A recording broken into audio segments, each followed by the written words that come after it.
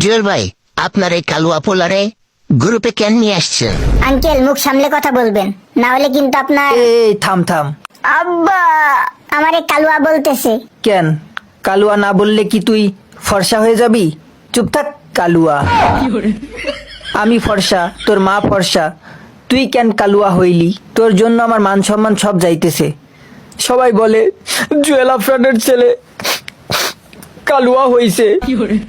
জান, তুমি আরেকবার সত্যি কথা বলো, তুমি কি আসলেই কোথাও পরকিয়া করছিলা? না না, আমি সত্যি কোথাও পরকিয়া করিনি। না হলে তুমি মাসুমরে জিগাও। মাসুম, তোর চেহারা আর আমার ছেলের চেহারা। জুয়েল ভাই থাকেন, আমি গেলাম। জান, আমিও গেলাম।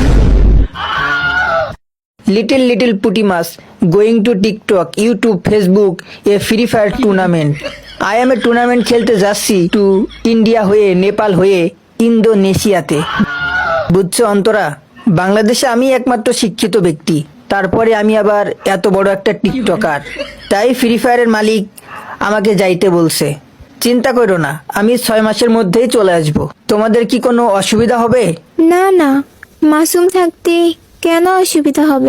না না না, মানে তোমার ছেলে থাকতে কেন অসুবিধা হবে? ওকে, তাহলে আমার কালুয়া ছেলে আর তুমি ভালো করে থেকো। মাসুম আঙ্কেল আপনি আজকেও কি আমাদের বাসায় আসবেন? মাসুম আমাদের বাসায় আসবে মানে? এবার বুঝতে পারছি আমার পোলার চেহারা কালুয়া কেন হয়েছে। তাহলে আমার এত বড় সর্বনাশ তুই করলি মাসুম, হালার পুত মাসুম।